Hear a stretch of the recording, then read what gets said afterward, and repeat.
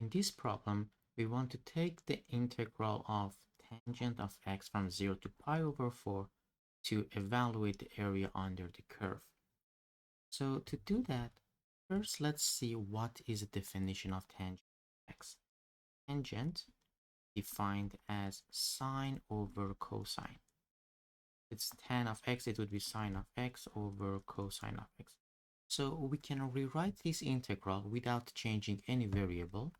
That I, or the integral basically, is 0 to pi over 4, and instead of tangent we have sine of x over cosine of x. Now what we see is we have a sine, we have a cosine, and we know that sine and cosine, one of them is each of them contains a derivative of the other one somehow. The derivative of sine is cosine, and the derivative of cosine is negative sine. So somehow they are related through the derivatives, which is a perfect sign to use U-substitution. If I call cosine of x to be the u, let's see what happens. U is equal to cosine of x.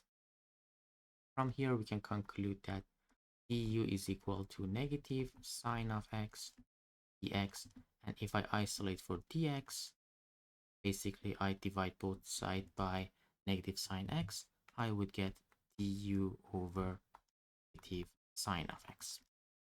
If I would plug that one, this dx into this equation, as well as u equal to cosine of x, for here I will get my integral is equal to, on top I have sine of x, denominator would be just u, and instead of dx I have du over negative sine of x.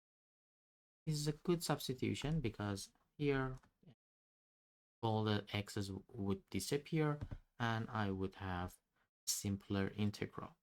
Let's make sure that if you want to put the bounds here, the bounds should be updated.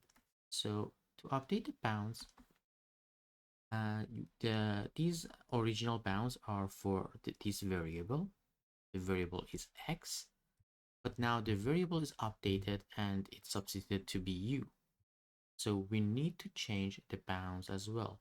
So the substitution was cosine of x is equal to u. This is a substitution. So lower and upper bound, both of them should go through the same substitution. If I plug in the lower bound, which is for x, if I just plug that here, what I get is cosine of 0. And cosine of 0 is 1. And if I plug in pi over 4 here, again, cosine of pi over 4, it would be square root of 2 over 2. So these two would be my new bounds. So we have it, and let's just rewrite it in a better way. So we have from integral from 1 to root 2 over 2, and by the integral I have du over, there's a negative sign left here and there's a u here, so just negative u.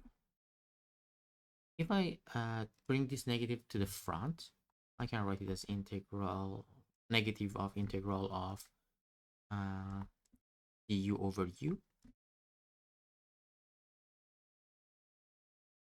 or if you prefer you can just write it as 1 over u du, and we know that the integral of 1 over u is ln of u, or log of u.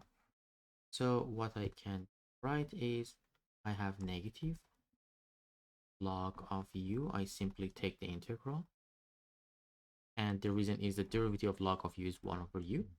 And now I plug in the bounds. The lower bound is 1, the upper bound is root 2 over 2. After plugging the bounds, I would get negative log of, if I plug in the upper bound, it would be log of root 2 over 2. So this is upper bound minus, let me just move it a little bit here. And when I plug in the lower bound, it would be negative of 1. So first I plug in the upper bound to the whole thing, and then the lower bound and we subtract. Log of 1 is 0. So basically, this part entirely doesn't have any impact on the solution. So the final answer would be negative log of square root of 2 over 2, which if you apply some logarithmic rules, you can also write that as log of root 2. Both of them are same. This is already perfect solution.